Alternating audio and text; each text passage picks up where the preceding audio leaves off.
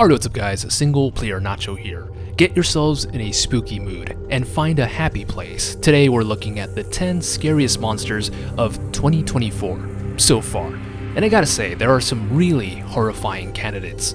Some of these disgusting beasts are from franchises you might have heard of.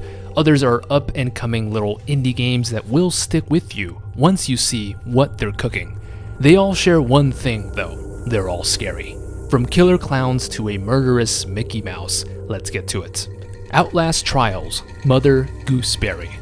This woman is not someone you want to tangle with, or tango, if you like to dance. Mother Gooseberry from the Outlast Trials likes other things like mutilating her victims' mouths with her drill, creating hand puppets that symbolize her abusive father. Just, cute stuff like that.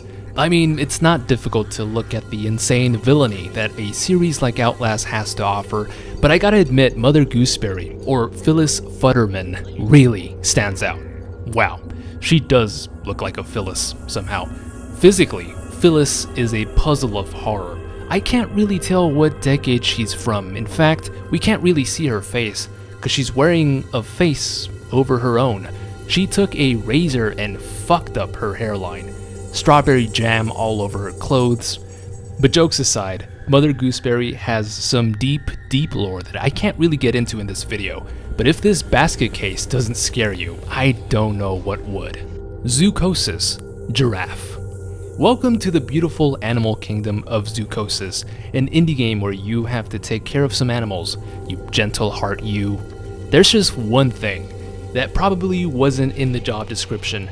The animals are infected with some kind of spunk that makes them do this.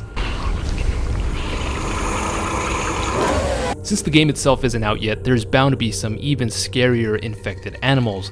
The giraffe, though, stuck out for me. It's also in the Steam page banner. I used to love giraffes. If you go to the game's website, there's more previews of what's gonna jump out at you, like zebras, hippos, gorillas, elephants, kangaroos, all sorts of stuff. If you love animals, you'll love what they've done to them in this game. Come on guys, save the animals. Crow Country, Crow Boss. Another sleeper indie hit is Crow Country that, yes, did release in 2024 and not 1996. The PS1 themed polygon horror is riddled with nods to the big ones, Resident Evil, Silent Hill, Parasite Eve, and Bomber 64 for some reason.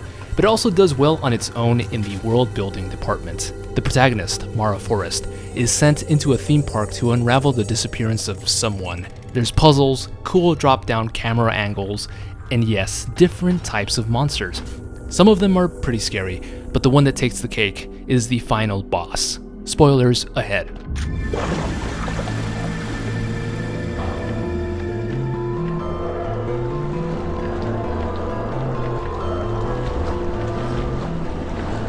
Stalker 2, Mutants. The glistening, wonderful gray world of Chernobyl is back, and with an attitude, with Stalker 2. The first Stalker game was chock-filled with creepy, radioactive fusions of monsters. If you look at them now, yes, you can pretty much tell the first Stalker game was released in 2007, but there are shades of terrifying designs that make you think, how would these creeps look like in 2024 4K Ultra HD? They're back. And once Stalker 2 hits store shelves, you're bound to crap yourself when these things are chasing you around a nuclear wasteland. Personally, I can't wait. Infestation Origins, Mickey. We were bound to hit an entry with some controversy attached to it, and Infestation Origins is that entry. First off, yes, Mickey Mouse as a horror antagonist, fucking hilarious. But if you think about it for a second, let some logic seep in. How in the hell would Disney allow this? Apparently, this version of Mickey went into the public domain, meaning anyone can pretty much make any kind of media with him in it. The thing is, the dudes making this game jumped on the public domain release in less than 10 hours. Hey man, you gotta hustle. Either way, Mickey looks kinda creepy here, and I shit you not, I've had sleep paralysis with this motherfucker standing above me. True story. This could be creepypasta levels of bad, or an under-the-radar hit. Let me know if you guys dig Mickey as a killer on the loose. Content warning, Angler. I swear these games just keep getting more and more interesting. In content warning, you and your team go down to this underground world to film viral videos. What's so viral about going underground? Well, the scary-ass monsters that inhabit the place. There's a wide variety of them, over a dozen, and a wide variety of jump scares along with multiplayer fun. Multiplayer isn't allowed on this channel, by the way. With the buttload of monsters you can film and upload to SpookTube, you can take your pick on which one is the scariest. In my book, the angler monster is nightmare fuel. It's based on an actual creepy as shit fish that lurks in the lowest depths of the ocean. And you probably didn't know, I find the ocean pretty damn terrifying. All this just to get views. What's this world coming to? Killer clowns. The clowns. What in the 1980s ass practical effects ass shit is this? I'm kidding. I know what this is. Killer Clowns from Outer Space is a personal favorite of mine. I'm glad to see it's at least getting some love this decade. It's pretty self-explanatory. This is about killer clowns from outer space.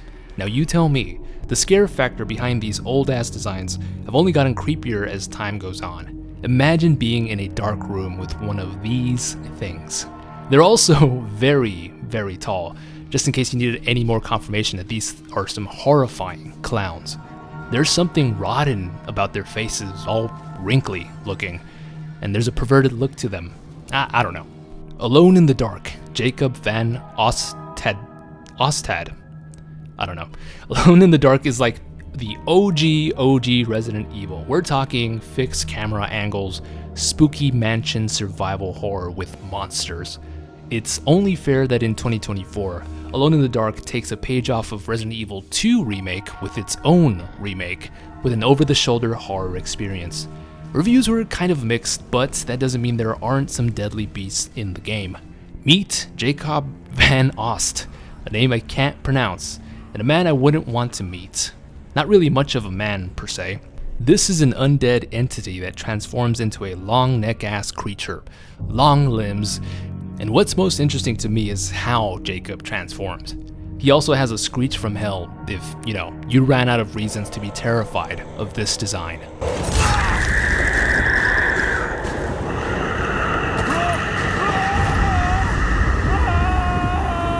Little Nightmares 3, Monster Baby.